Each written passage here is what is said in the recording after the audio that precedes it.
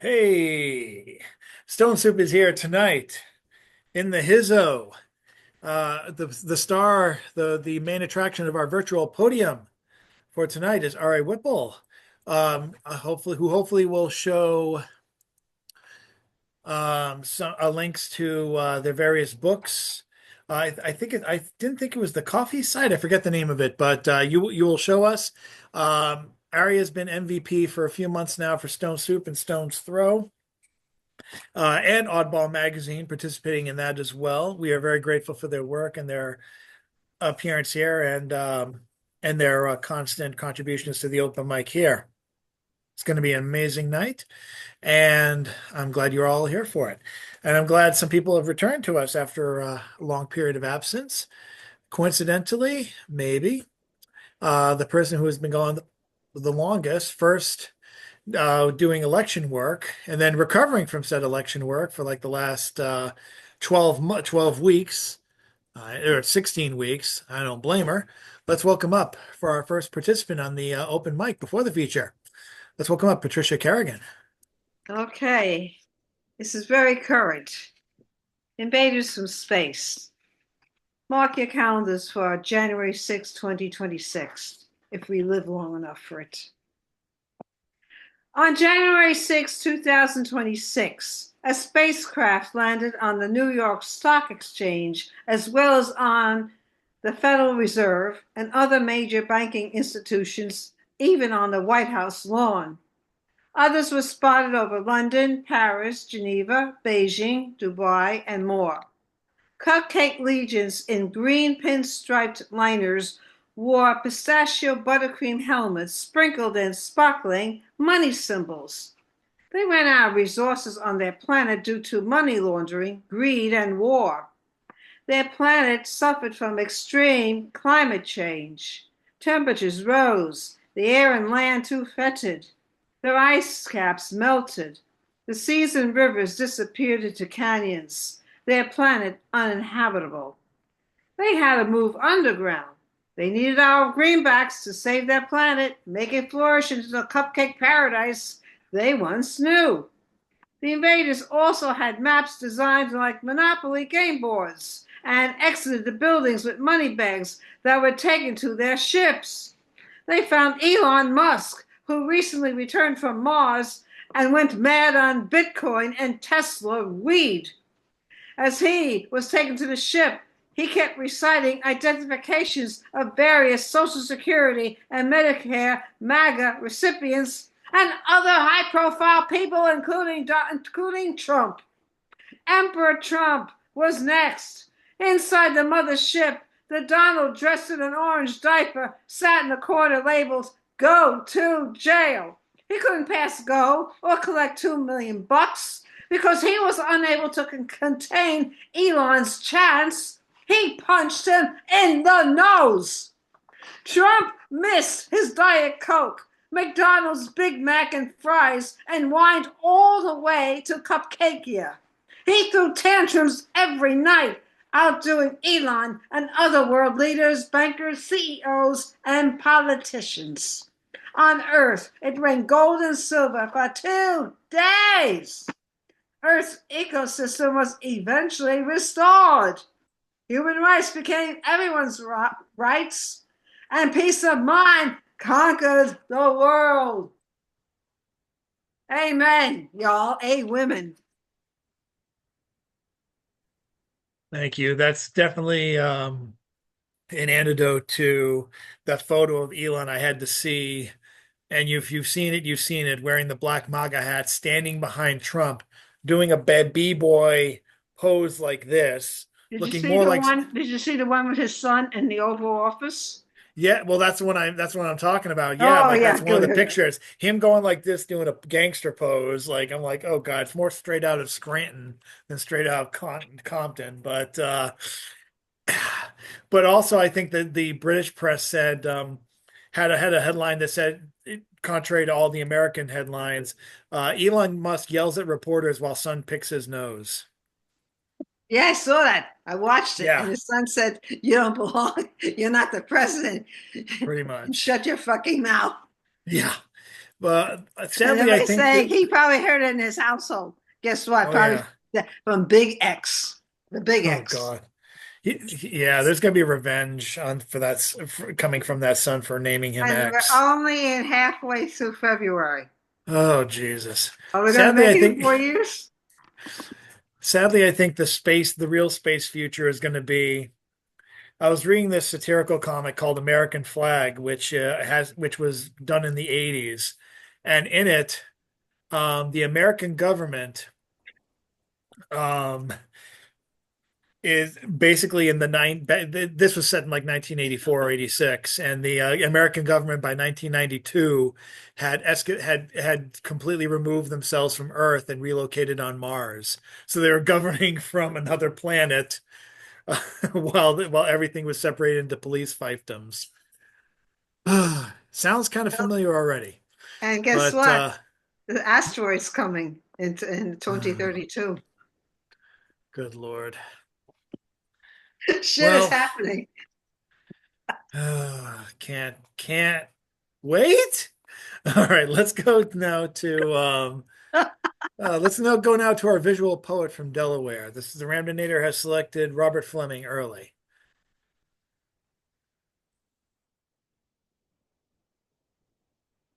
Good evening. I'm Robert Fleming, a visual poet from Lewis, Delaware.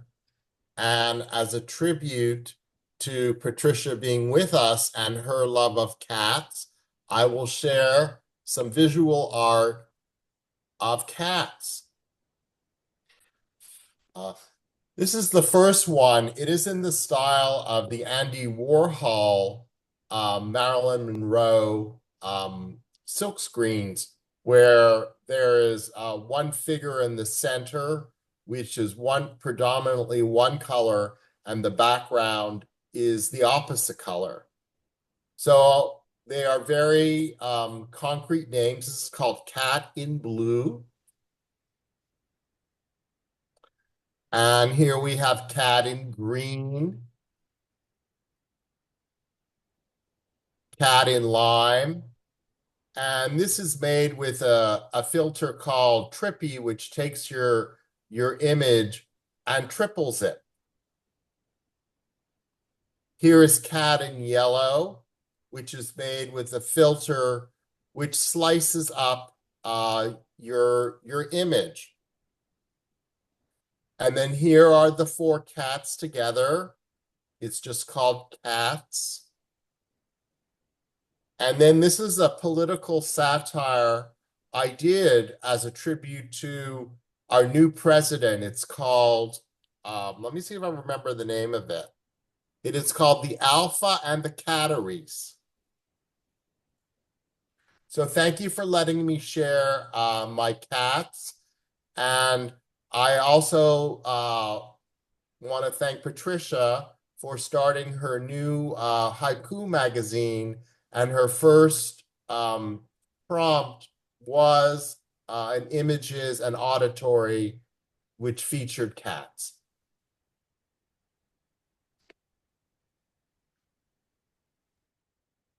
Congratulations, and you're going to be in the Marches show. I took the fishy one. Nice. Okay, so who did the Ramdonator choose next?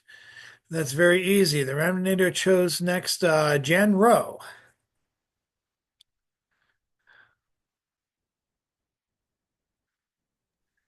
Hi.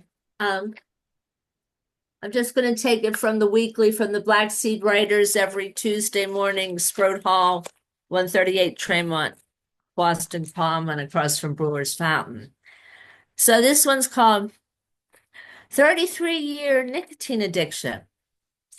The medical staff expressed more surprise than I about my stopping smoking cigarettes during smoke out of 1998. Barry Beater, social worker, no more butts. After 33 years of smoking cigarettes, the first cigarette usually made me nauseous, but I persevered. What with my dad smoking 3 packs a day and the cigarette machine being in the lobby of the police station costing 35 cents a pack, So a master's in murals from Mexico. He's born in Uruguay. We were talking while touching up a mural from an outdoor park along Boston's Orange Line. So tobacco lawyers from the USA do not want pictures of smoking lungs on cigarette packs. The president of Uruguay persevered, and pictures of a smoker's lung appear about every other pack. The muralist who taught elementary Boston public school students perspective in art class, he tells me the president of Uruguay is or was an oncologist. Thank you.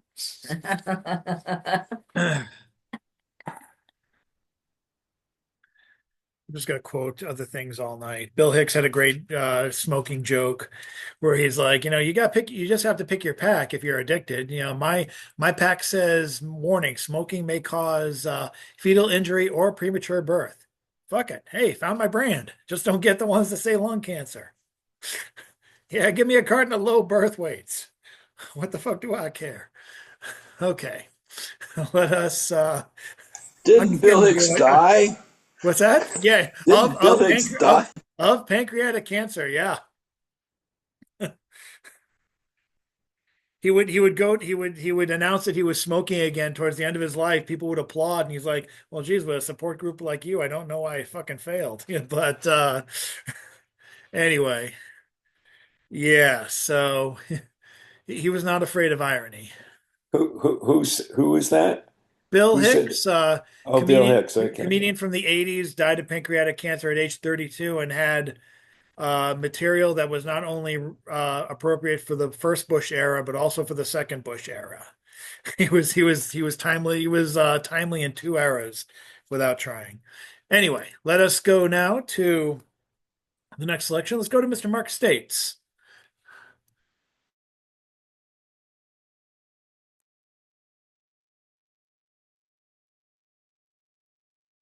Survived to the end.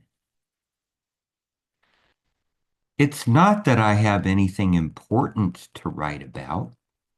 Mostly, I want to test this pen from a sack of used pens my boss had sent to me.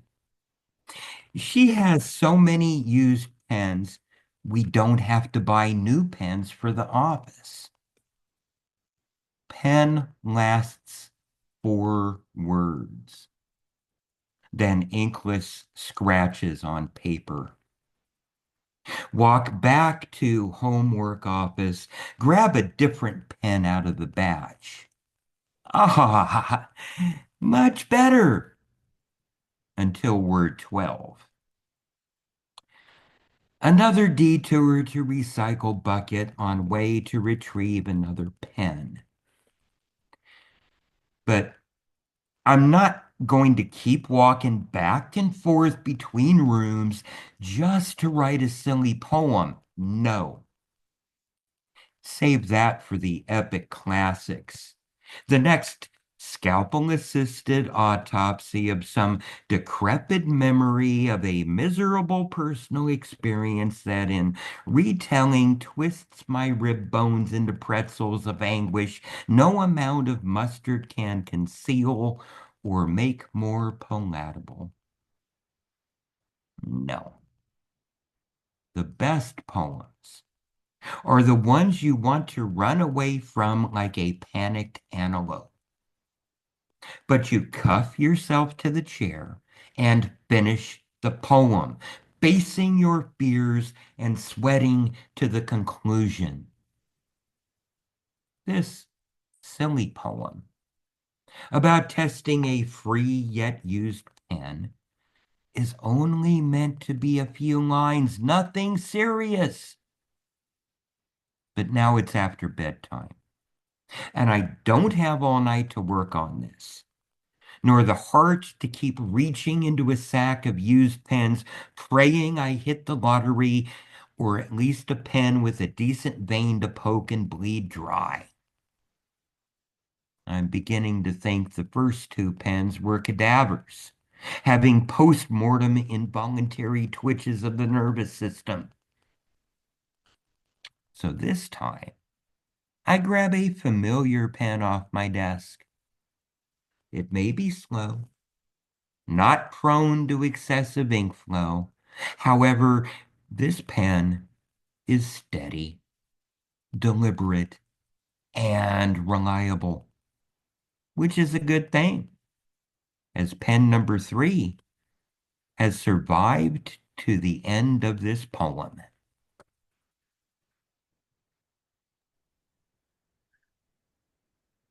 This pen will self-destruct in 5 seconds. Bravo! Thank you, Mark. Welcome back. And welcome once again, Marianne Honka.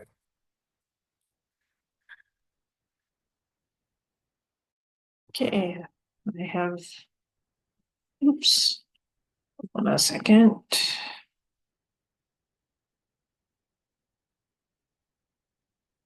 Yet another golden shovel that's using lines from Galway Kennels' The Shoes of Wandering from the Book of Nightmares.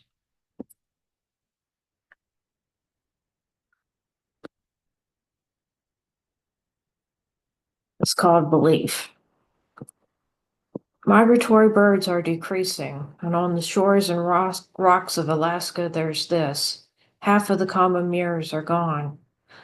The road to the past is blocked, the future foggy. On the path I pause. Belief is a hat which I periodically take off, and I let the wind muss my hair. What will we do? Once I rode a Ferris wheel with lights not like stars that blink below the clouds. I know the mirrors died with magnitude and speed. How to say sorry? The researchers to the beaches travel to count the dead. Ask, what have we believed? I'm at the top for a moment, sky unreachable, bread inedible, and the ground lost too. On the rocking sea, my belief rocks. To which ground should I return? What of this eye? I tossed it from the Ferris wheel. I do not. I know not. I am not. Mers are not recovering. The tufted puffins know the ocean feels wrong and migrate north. How microplastics are everywhere. How to think with forever chemicals, to ask anything as they build up in our brains. For the whales, searching for the right water. The great coral reef bleaches. All of this circles back to belief. I step from the path to talk about the path. Belief, inventing belief, more of itself, a mushroom cloud expanding. I am through. Look at the tangles of belief, jungles of supposition, broad trunks, wide leaves of importunate guesses. Women were burnt for this. Centuries of torture, flesh rent, jaws cory pressed into the ground. Many times I stood by the ocean of belief. No, just the ocean, just the ground, softened sand, the crunch of little bones as I shift my weight. No thought of crossing. We know the earth must end. The sun itself is mortal. The moon pirouettes away. At dead stars we gape. The aggregate of North Atlantic currents will collapse. Odor of dead turtles washes ashore. We're of this dying. We built it with our own blood. We'll climb the Statue of Liberty and pause in her crown. Pause the endless stumbling. There were so many stairs. What pushed us on? City lights below, ocean below. I think this is the place for long thoughts, long rewritings, long untanglings. It is for everything. We must evolve. In the beginning, the great dark mantle of water parted. She was Tiamat, of the first goddesses. They say God cut the goddess in half. Primordial great one, we are on this earth wanderers. We are destroyers, O sea of life. Who will erase our beliefs? Our days lighted by belief. Sinkholes open in their yards, under their roads, beneath their steps. I think the earth is saying something by swallowing someone's grandma alive. The search teams expand the hole, lower the lamp. Oh, light, cling to the side of my house, of my pile of junk with the lid on top. Pure light, how ugly we are, how we hunger. I sit on my porch. I have 3 trees and I must keep them breathing. Nothing is pure, not the drinking, only the tongue-curled thirst. We must build a new path, flatten it, and tend to the grass at the edges, whichever common flowers sprout, a sunflower way. They will call it pagan, heresy. They won't have it. History flowed, coughed, lurched. O goddess, I tire of the knives. Was tired, kept cutting. Now I'm down to the rock. I hunger to know the right way. That's all. Thanks.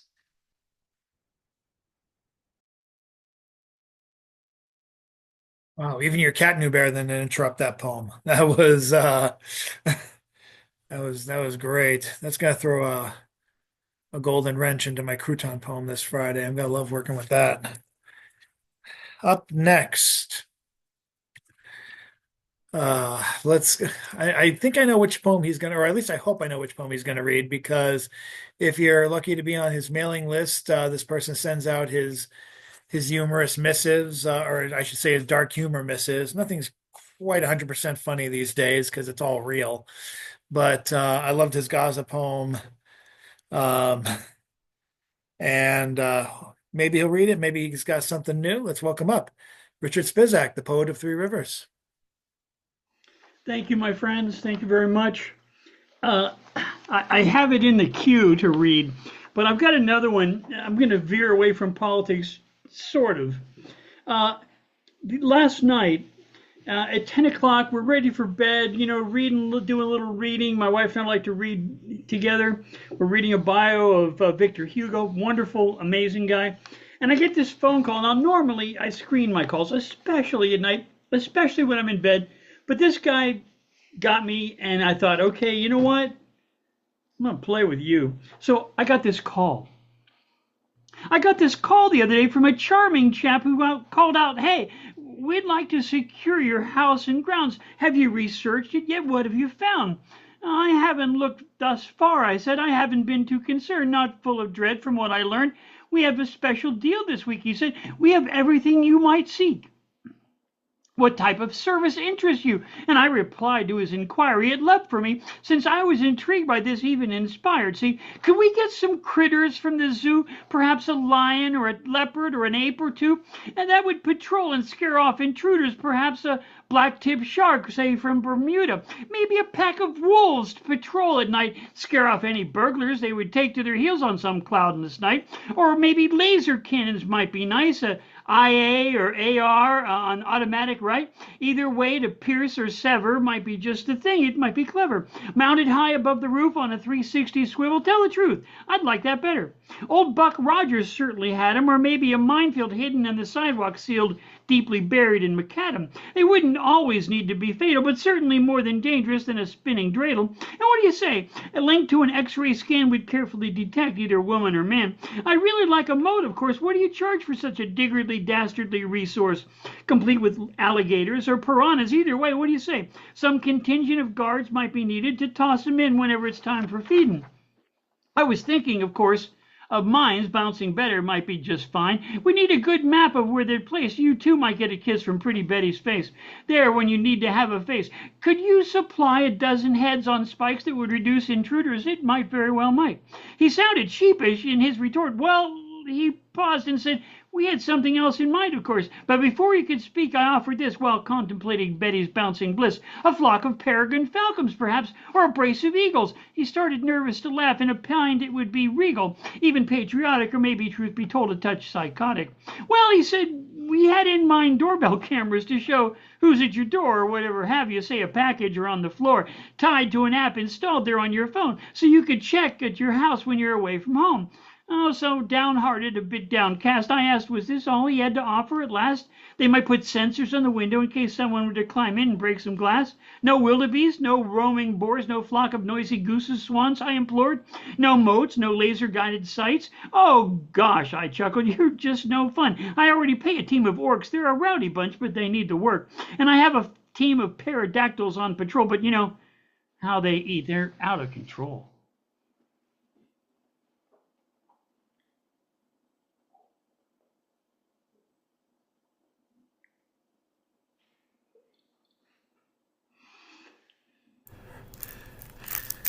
We all have to employ orcs. We're not proud of it, They needed the work. Yeah. Like, you've never hired anyone who's undocumented. Come on. Anyway, Mordor's having a tough time these days. I don't know what the fuck I'm saying. Let's go now to Mr. Bill Lewis, who I believe is going to be concluding his play. Mr. Bill Lewis. Oh my goodness gracious, Chadford, you can read my mind. How do you do that? Let me see if I can do this correctly. Am I all where'd it go? It was just fuss and bother. It was right in front of my nose. Where's my nose? Oh, here it is. Here it is. Here it comes. Okay.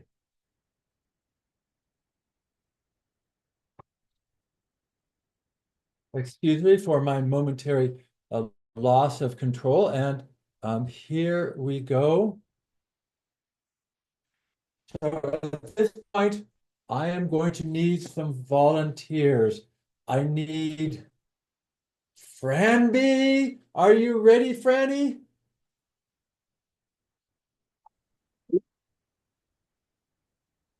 All right. I will need a council bee, a chief council bee by the name of Jan. Is there someone who would be so kind as to volunteer to be Jan? Is that the bee dictator? No, no, no. She is the chair bee. So she is very important. I think Jan Rose should be Jan. That's what I said. Okay, that's a I'm good Jan. idea. Thank you, Jan. Sure, Jan. But I don't see any Jans. And then I need a guard who just has to be loud and perhaps officious and then slightly intimidated. You just have to yell a little bit. And Patricia is probably really good at that. What do you want me to do? I want you to be the guard. The guard. And so Where the here hell's we the go. guard? I'm looking for the guard. Okay, I will show I you. see down there. I see somebody down there. Okay. Okay, right at the bottom. Okay. So Ready. we should, at this point, as we have remembered, poor Fran B was contumacious. She was asking too many questions. She got escorted out of the hive lest she be killed right there. She explores the world and has important interactions with other insects. But winter has come and she knows she's just going to die without the hive. She throws herself into the spider web, trying to die, but the spider sends her onward to face the hive. And so here we go. In uppercase because I blew something for the moment, but what the heck? Early the next morning, Fran woke up to the sounds of faint buzzing.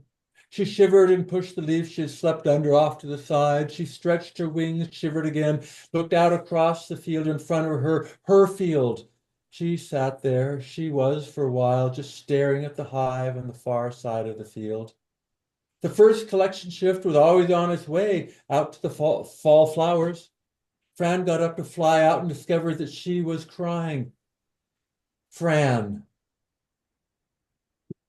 I'm about to be killed. I'm crying. I'm going to see the hive again. Crazy. I'm dying hungry. For the next hour, she flitted around from flower to flower, gobbling down everything she could find. As she worked her way closer to her hive, her hunger dissipated. Her stomach still felt empty, but she had no desire to eat more. She mustered her courage and flew to the hive. None of the teams she passed paid her any attention, nor did she recognize any of the other bees, for which she was thankful.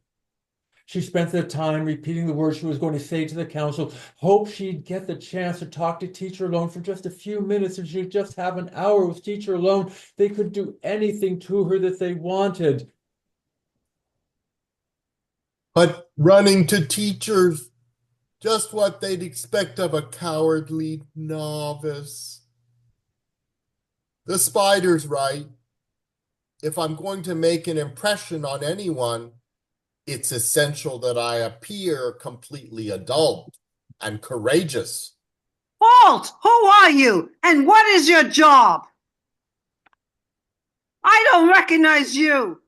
What is the password? Brand B, Class 3B. I'm here for a hearing with the council. Ramby of 33B? The fan B who left 5 gatherings ago?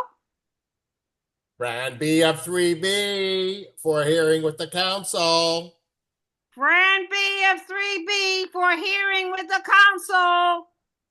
And Fran could hear repeated down the proclamation through the hive 100 times. Fran B! Fran B! It's Fran B of 3B! The council assembled. Jan? This assembly of the council, requested by Fran B of 3B, is hereby called to order. Does the requester wish to make an opening statement? Yes, Honorable Vice Chair B. Jan.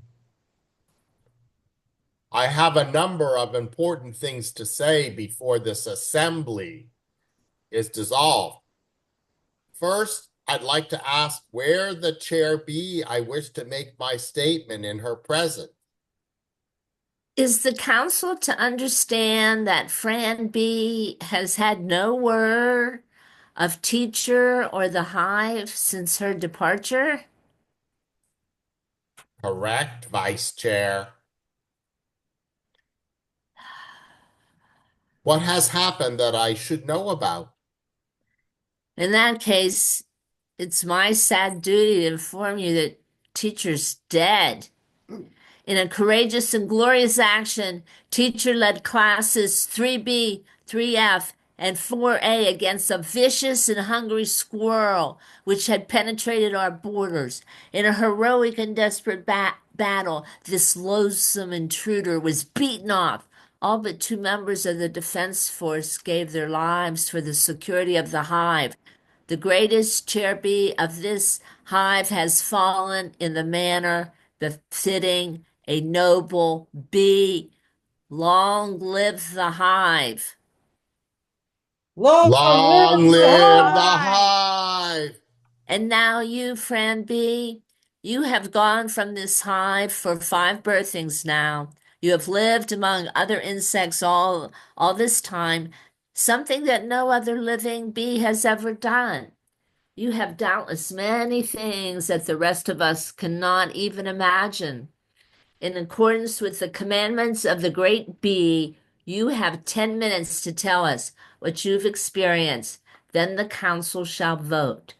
In this instance, I believe that the mind of the council is already settled, but we shall listen first.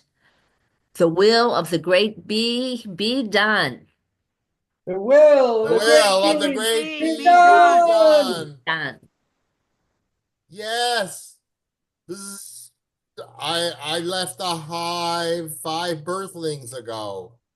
At that time, I felt I had no options. I had to depart.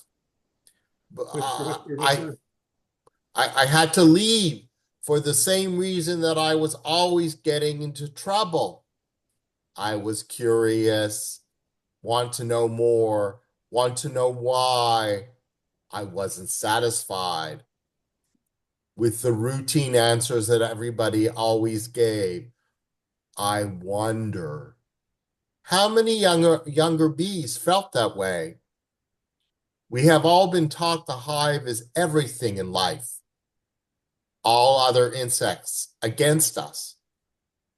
We must be constantly on guard against them because they want to kill us, steal our honey. In my travels, I found this to be true most of the time, not always. The morning I departed, Here Fran B proceeds to tell her stories. Much whispering occurred. She abandoned the hive. She's in league with the spiders. She's doing it with a grasshopper. Be ripped to pieces. Oh. Jeez. Oh. Now, who are we to toss out wild ideas so freely? Do you not see that even a spider cannot deny the will of the great bee? The great bee works her will in mysterious ways, and it is not for us poor workers to question why. Some bees are meant to gather pollen, some to lay eggs. Others are meant to explore and learn and bring knowledge back to the hive. I was not here when teacher made the great bee cover her in honey. Returned from her pilgrimage, though I was told it was much like this. She herself didn't understand why she'd been chosen. Indeed, I suspect that she didn't even realize that she had been chosen. Unlike these cowards who shirk responsibility and run away for a night to return crawling on their bellies, she and now you, Fran B, have ventured into the unknown, risking wing and limb to bring back the wisdom required to make the hive successful.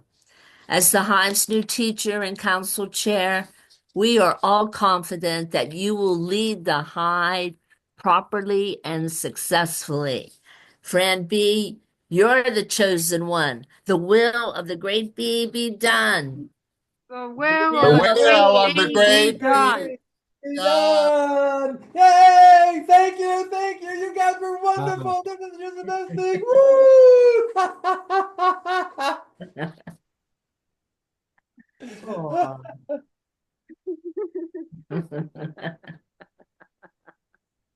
Oh. And scene. He's got to be up. Oh boy. Thank you, Bill, and thanks to the Stone Soup players. Let's I was gonna say let's ground us back to reality, but that ain't gonna happen with this group. So let us go now to Mr. Rich Boucher. Hey Chad, hey everybody.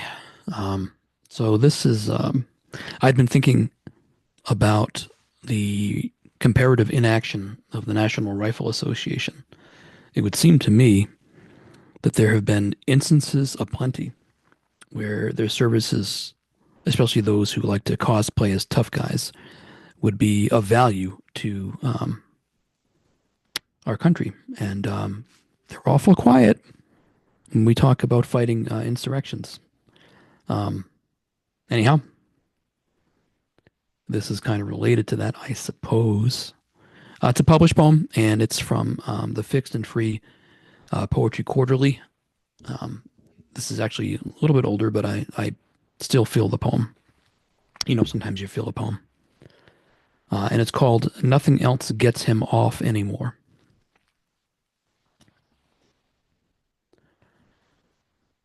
Wayne LaPierre, the leader and CEO of the National Rifle Association, leaned back in his big black leather chair and stroked it slowly, edging himself to live coverage of the latest school shooting. Apparently, somebody at Disney World sold a 3-year-old a 6-pack of AR-15s, and the kid decimated 7 Montessori schools in a row before it was even 9 in the morning that day. By the glow of the plasma TV in his private office, Wayne, in his big black leather chair, worked his member into stunning rigidity, harder than he ever was way back when he was not quite old enough to buy his own howitzer for use on the farm. So much lube, so many boxes of Kleenex at the ready by the big black leather chair, so much American pre-cum dribbling, a burbling mayonnaise magma of lust cascading, his balls in the tight, twitching kind of glory meant to hang from the rear bumper of a large, masculine pollution machine. He closed his eyes for just a moment, imagining a sky full of chalk outlines the size of children and tastefully rendered in the primary simplicity of Fisher-Price colors. He opened his eyes again and stared at the screen, his hand almost a pasty blur now. The news anchor's voice broke as she tried to recap how many children were perished to death in the last hour. Say it slowly, Wayne hissed. He was so goddamned close.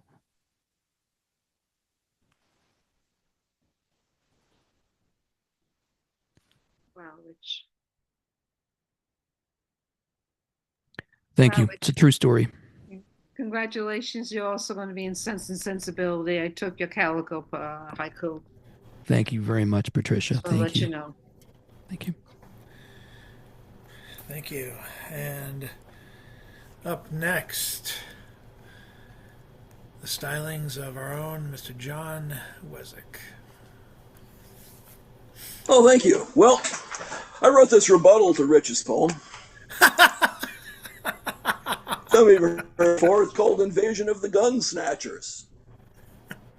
Reporters splash blood on front pages, scatter shell casings in editorials, and feed the public ammunition to fire fusillades of outrage. Even though the chance of dying in a mass shooting is the same as getting struck by lightning, there are no headlines about the epidemic of lightning violence. Even though cars, not guns, are the #1 killer of children ages 1 to 14, gun snatchers offer thoughts and prayers instead of condemning America's toxic car culture. Even though flu kills 30 times more, only mass shootings make headlines because guns are opportune villains. Even though COVID kills as many in a week as mass shootings do in a year, gun snatchers target firearms while sacrificing N95 masks to the god of apathy.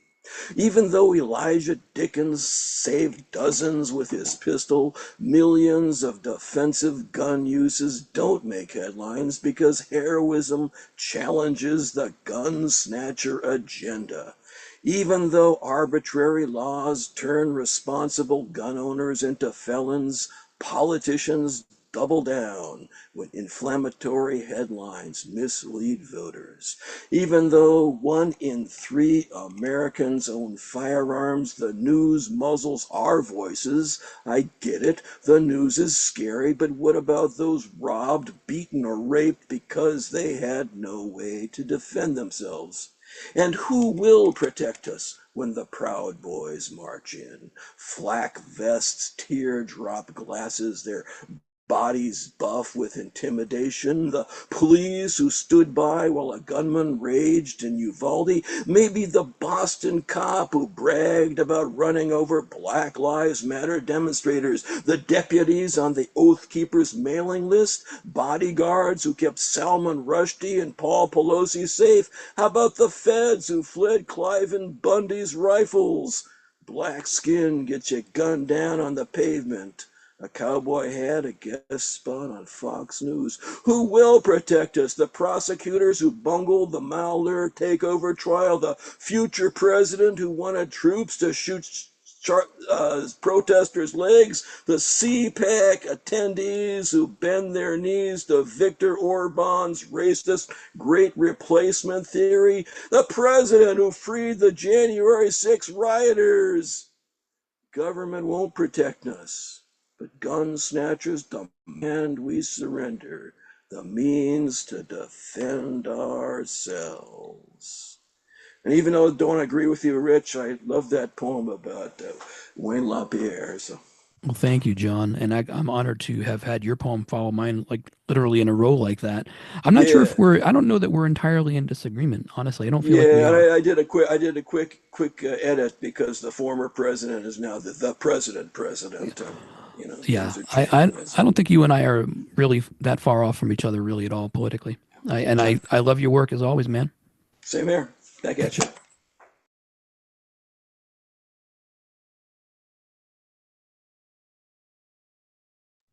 You're muted.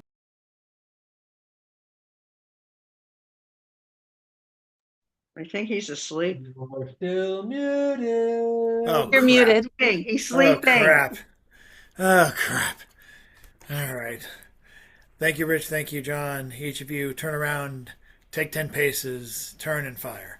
Let's go now to to the person finishing up our open mic, Mr. James Van Loy.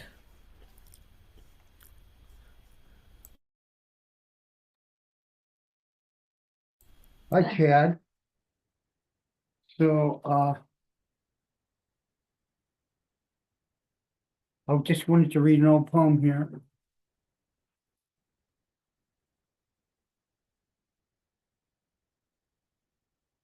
Called The People. We're still here, all of us. They feel safer thinking we're all alcoholics, drug fiends, crazy, or dead. Some of us are, many thanks to them and their subsidized tobacco and liquor industries, guns, drugs, and money all over the globe, petrol pollutions emitted from plastic stacks and herbicide agro indices, and the Lord only knows what horrors of technological invention gone mad in the name of greed, avarice, and crackpot realist solutions to previous modern transgressions.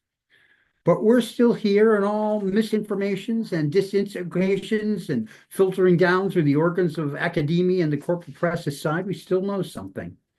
Indeed, much more than might be imagined by those who find it convenient to justify their tiny advantages, gossamer veil of class illusions, web of individual rationalization, and brittle thin reifications of the disease, poverty, race, and sexism, which thrives on faintest difference and gluttonously eats all our flesh like the cancers of addictions and the new old diseases of the late 21st century mind-body politic without ever a name until too late and never a reckoning until long after the feast. But still we're here.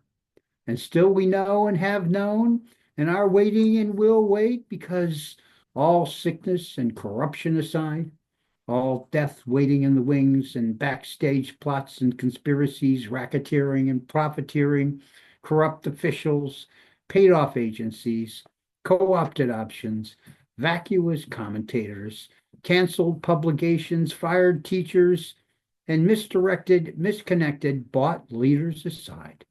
There is a new vision, or at least an old one grafted from roots more ancient than the first profession. And it can't be bought or sold because we are it, and the people are not for sale. So dream when the day is through. Dream, that's the thing to do. Watch the smoke screen rise in the air. You'll find your share of memories there. So dream when the day is through. Dream, and it might come true. Things are never as bad as they seem. So just dream, dream, dream, dream.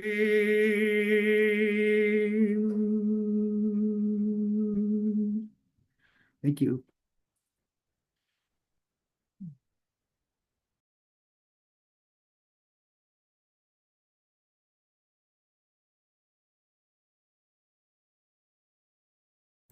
Thank you, James. Be sure to check out his column, poem column. It's All One Thing, which is featured every Thursday morning without fail at 11 o'clock in the morning. I'll be looking forward to saying that for tomorrow, later on tonight. Extra reminder, Mega Sood is going to be featuring at Stone Soup Poetry the last week of February, and more and features from March should hopefully be announced, if not by Friday, hopefully over the weekend. Mega's new book is I'm trying to think. Here we go. Language of the Wound is Love. That's from Flower Song Press, being released this month, and she's already began a series of dates to promote her book, so consider picking that up. But more importantly, let's go to our feature for tonight. It's my great pleasure to introduce Ari Whipple, someone whose work I enjoyed since they came onto the open mic. I believe it was early 2024, maybe even been late 2023, but kept on hoping they would come back, and thankfully they did. And they've been a tour de force for us ever since. Just not just for the open mic, but also for my meager publishing efforts with Oddball, Stone Soup, Stone's Throw, and what have you. Ari Whipple, according to the boilerplate, is the author of several books that they will be reading selections from on feature night tonight, featuring their first work, Full of Now, and their most recent work, Beachfront Property. The past year, they have been working on their most recent text, tentatively titled The Dark Water Affair, while finishing up their master's degree in creative writing online at Southern New Hampshire University. Tonight, though it's unrelated, they have a cat named Larity, who would be thrilled if you gave their books a read for free on their Ko-fi. And I'm including the Ko-fi link in the chat, so you guys can take a look at that. I believe their books are also available through Amazon if you feel like a hard copy. Screens can give you a headache, people. I've been looking forward to this. I am overjoyed that this could happen. This is a great way to keep the good 2000 vibes that we have, all three of them, going. We have Poetry of Art, and we still have Zoom. Ladies and gentlemen, folks, friends, put your hands together 30, 40 times, virtually, physically, audibly, or otherwise, for Ari Whipple. Thank you so much. I'm so excited. All of your poems have been so great tonight, and I'm just so happy to be here. And I just wanted to start tonight with a poem from Wordsworth as we get started. I think that it kind of reflects where we are as a country right now. It's called The Lines Written in Early Spring. I heard 1,000 blended notes when in a grove I sate reclined, in that sweet mood when pleasant thoughts bring sad thoughts to the mind. To her fair works did nature link the human soul that through me ran, and it grieved my heart to think what man has made of man.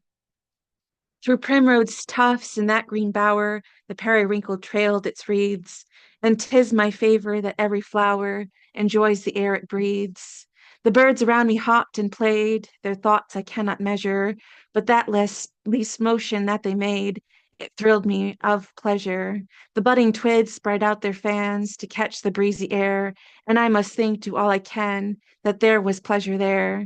If this belief from heaven was sent, if such nature's holy plan, have I not reason to lament what man has made of man? So I wanted to start reading poems from my latest work, which it's kind of about David Lynch, who I had this giant love affair for. So a lot of poems are kind of about David Lynch, but just about unrequited love in general. So the first set of poems is from that collection. This poem is called Hot Sauce Baby. Stargazer dream baby, stretching spasm yawn. It's early morning, mid morning, phone call conference, time sweetheart roll, crunchy wrap sushi. Got the soy sauce packet? I've got plenty in the fridge door. I've got choices but for days. But for you, you're my only wasabi, spicy britches. And no, this isn't some kind of sick Asian allegory, fetishism fantasy, geisha goddess type thing. I don't know you except in the sense that you are my everything. This next poem is called Come Find Me. Come find me. I said so matter of factly in a jail cell years ago. You'll have to come find me. And I cried and snotted and panicked. And all the pain and suffering I've endured, I meant it. I did. And so I wait now for a man who does not know to come find me, to meet me in a place in secret. And people hope for things that don't happen in real life, even though in deep places I wish because it would make it all so much easier.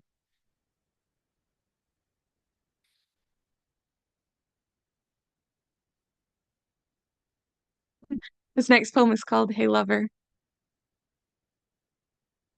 I'll speak of things just beyond my grasp, all cool tides and happy nights, lying in my nessy bed, wanting you, really wanting you, each flesh of my flesh, down to my very core of my bones. They rattle under my skin, loose and undone.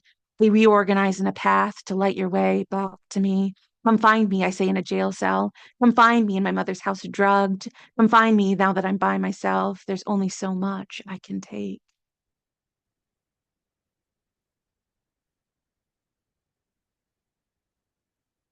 Ophelia lament. I close my eyes and imagine you with all your perfect features without having seen you. I know you from your soul and going until the early morning hours when there's a mirage is broken. It's all spent. Will you love me without ever having met me? Will you come up from the tomb that speaks to revenge and hate, the coming of the dawn gone again, waiting in the end for you to come near and lie with me when it's all over?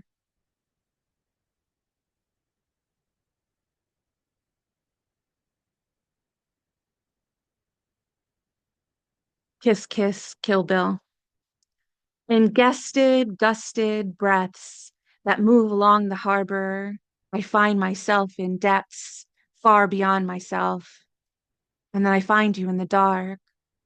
I seek out your hands on my body, ghostly warm.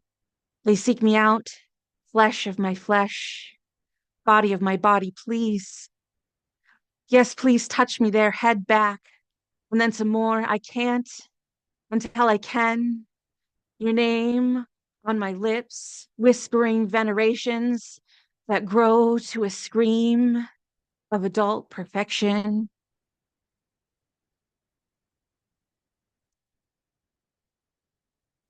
Could you be there for me? The beauty of the morning when you pull yourself up on laurels in high places. Try again. Try. Good enough. It's only good as it glitters and as good as it seems on paper. Empty mind, empty body.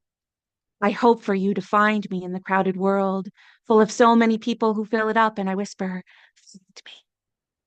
Hope, prayer, a dream, some other reality, some other universe.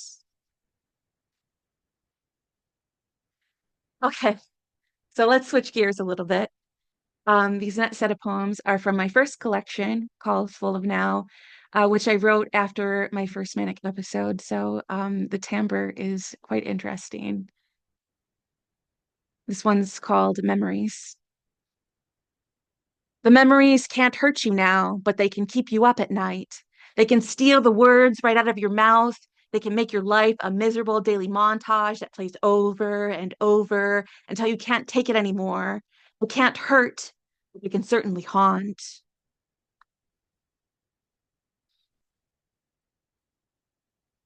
This next one's called My Psychosis is Frustrating.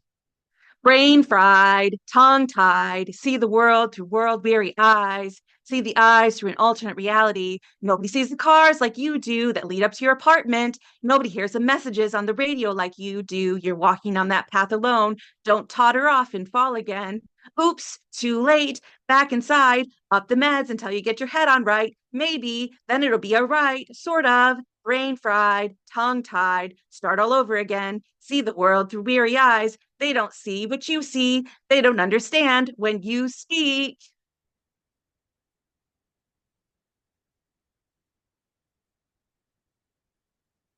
This next one's called Confrontation of Souls. Don't bother me. I'm dreaming. Time and place beyond these moments. Snap back, and here I am, wherever that is, sipping cold coffee and warm seltzer. Don't bother me. I'm dreaming in Kodachrome green, past, beyond, future two, things that make no difference to you. Snap back to present with us here and what to do. Here we are, just we two, not speaking, just staring, nothing to say. A confrontation of soul, acknowledgement that one exists in the here and now. You don't bother me. I'm dreaming with you in this space now.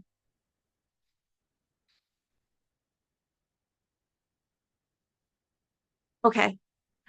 So these next ones are from my new unpublished work that I'm working on towards the Dark Water Affair.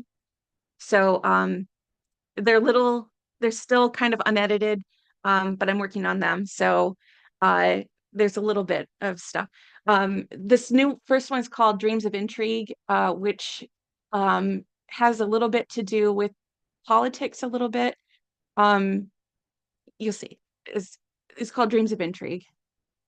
Do others dream the sweet dreams of salacious things that I do find themselves off paths that take on routes of intrigue, that lead down corners where things get stuck in the mind, ivy leaf green, soft grassy knolls, and clear blue sky with veranda Italian architecture that hides the way? We are stared at, hungry for the execution that's about to come, the way it bears down the anticipation and thrill in the body. They come for us. There's no hope that can successfully understand now. It all transposes the expectation, and all happens next. The cold feeling on my teeth as the music starts and the turning of heads begins in earnest.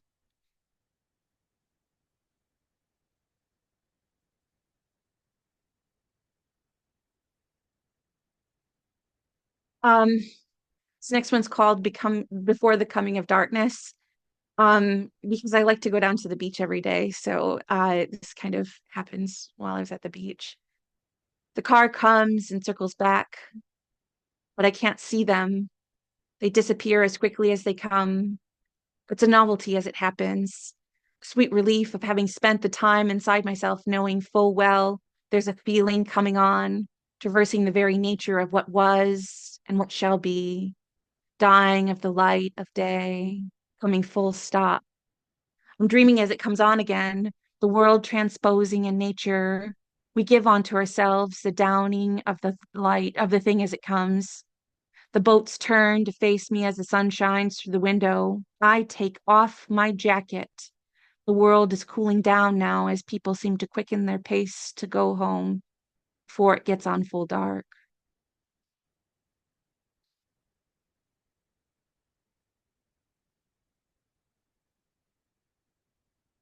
This next one's called Medusa's Head Trial. Beats that sing in a choir that finds itself on the third bass line of life. Halfway home and you're doing great, kid. I smell drippy ice cream cones and a bird passes overhead. An old man makes a loop around the familiar decaying lighthouse. Wouldn't he stop to say hello? Give yourself the love that you deserve and go forth into the unknown. Go forth into distance unspoken, unafraid of monsters of the depths. Go and be a hero. Go and be a coward. You're the one kid who others will speak about, the one who got away and came back with Medusa's head.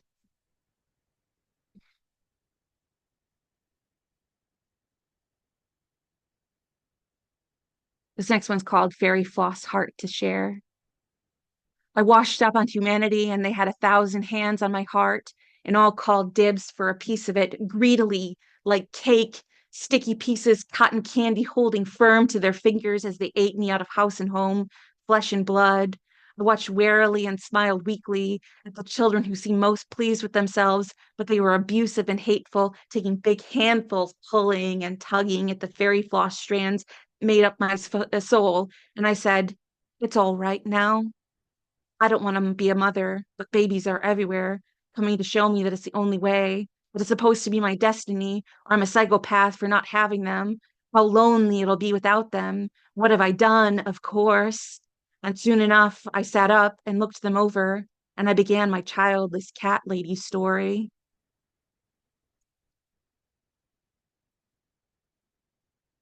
I do the lifetime dance. I am seeing signs around me that mirror my thoughts in the night, quieting themselves while I sleep. The birds go on their traveling path, the wind is heard in the distance, the constants of creation, the sound of waves that make for reality, the hum of the tide of term of life, the act of now that comes and comes. I am perceptible at best, inundated with the world, living in the now when I go.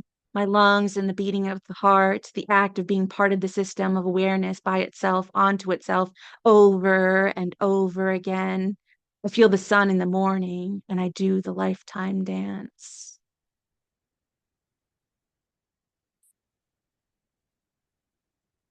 The water wants my whole soul. I feel strung out on the monthly tide turn, back and back. The water calls my flesh and bone and blood like a siren to boil me, alone to wash me under and take me away under the depths, to remove me, to consume me like the meat bag I am. It hungers for me, the gnawing, gnashing waves call to me. The winging of the waves, ethereal like, tinkling glass, like someone said once. I should give in and listen to it.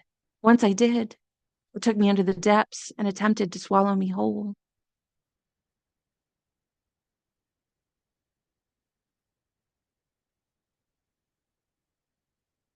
I actually wrote this for a college class, and I'm actually really proud of this one. It's called Less Anxiety's Dream. The coming of a man who lays down with me while I sleep, and I dream of a vortex swirling here and there, and all the stars in between that dance and dance. Can you see us in Paris, France? I got a note that said I should go, but I laughed and said, oh ho, I don't know. I want to renew myself to the feeling, to the prayer of myself, to the feeling that permeates the empty spaces in between, and give in kindness, and drive away all the abuses that are suffered by the past. Give on to yourself the future, which is filled with less anxiety's dream.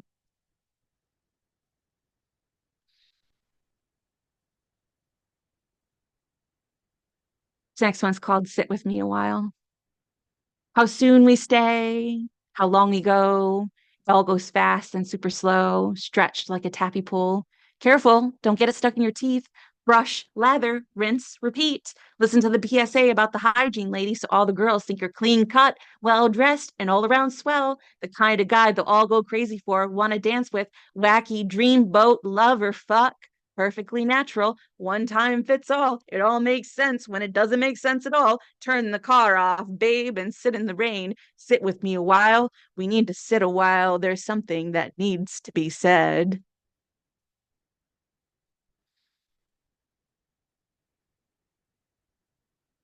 Sit in kind with the universe. The passable appearance of the gods down to ourselves and bringing future and fortune on to ourselves. Me, oh, me. Who are you but a man, a man?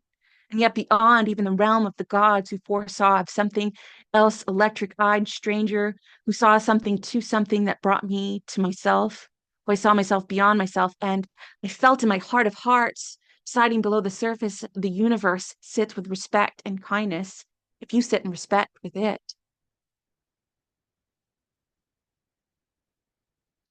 Just another day in paradise. I gave it up. I was surrounded and they caught me, stopped me at the past, and there was nowhere else to go except up. I learned I didn't have my wings yet, so I had to stop. So I did. And they wrangled me like cattle, took it all in as they rounded me up the meat wagon. Guess they didn't hear I was vegan. I was brought up to the slaughter. I didn't know. I don't know. Found my head in gentle repose. It wasn't the first time I was screwed over by those in authority, the haves and the have-nots. My stomach did a twist tie bread bag, and all I could do was let out a little resigned, dirty sigh. Got a couple more. All right. This one's called The Universal Heart. The universe to comfort you, crying child at peace, calling out in days and hours, in seconds and minutes, in vast radiance that shuffle the moon over the way the universe goes and spends in kindness. Hug when there is need for it, tenderness on display. There's a beauty in voices that rise up in motors that speed out on the road going the waterway. The invisible path that takes a den allows it in standing at the edge of here and tomorrow. Flag of love, flying high. what will be when I have to surrender it.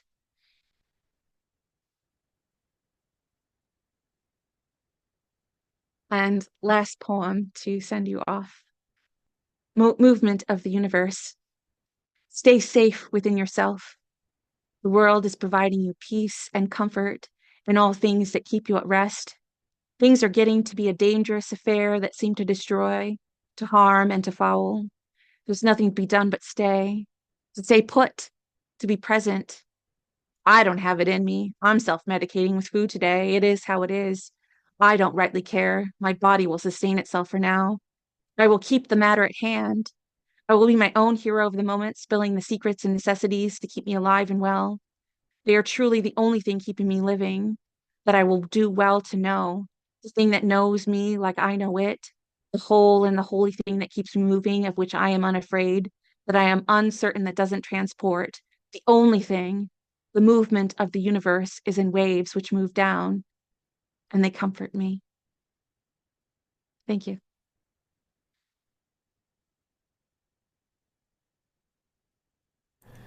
Wacky Dreamboat, put your hands together.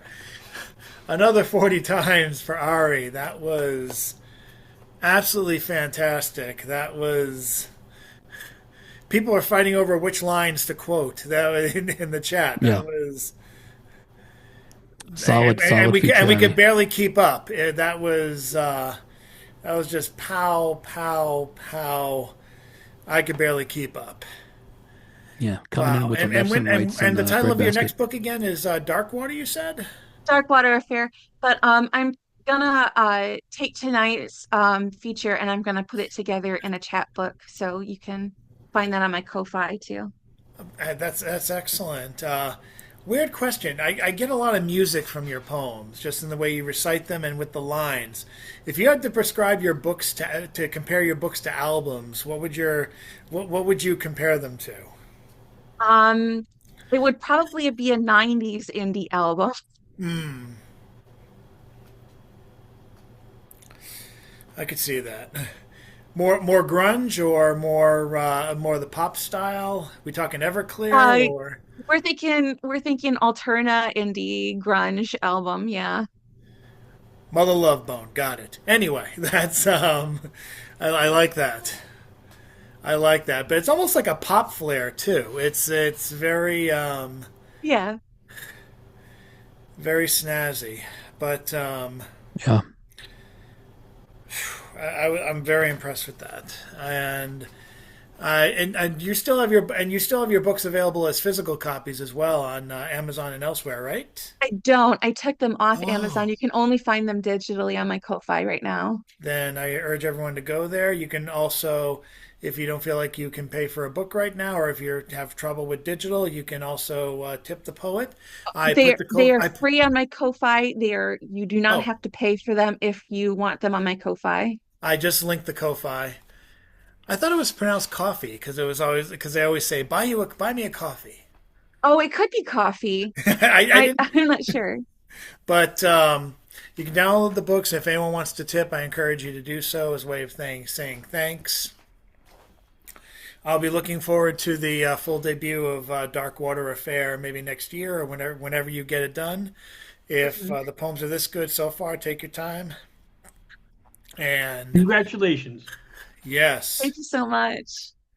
that was fantastic. And we're gonna sit with this, and we're gonna bid everyone each other an adieu and another thank you for Ari for a wonderful feature.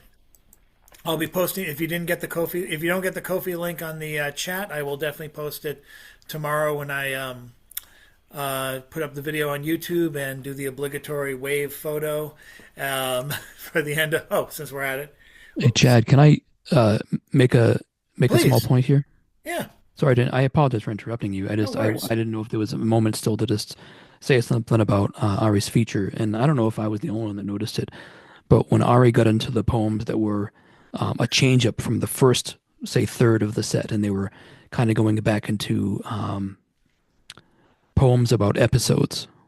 I don't know if anyone else noticed it, but I saw Ari's bodily demeanor completely change. And I made a note about it in the chat that it was interesting how much the poet goes back into that moment of first thinking about the poem when they do the poem like that. And it was really illustrative of how free Ari is to just get into the process of abandoning concern and and just losing oneself in the delivery of the poem. And I thought that was marvelous. I just wanted to say that. I believe Mr. Fleming has raised his hand. I don't know if that's to wave because he's too tired or if he had to say something. Oh, okay. Fair enough. Does anyone else have anything to add? Does Ari have anything to add? Okay, then thank you all for a wonderful night. Thanks to Ari for a wonderful feature. I'm loving the quality of what we've gotten this year. It's we're getting the poetry has gotten a lot more kick and spit and fire to it for 2025, and I am hoping this continues. Thank you all for your contributions on the open mic. Thanks for your support as well, and be back next week for an undefined, possibly all open mic night. But if we can drag a feature in there, we'll see what happens.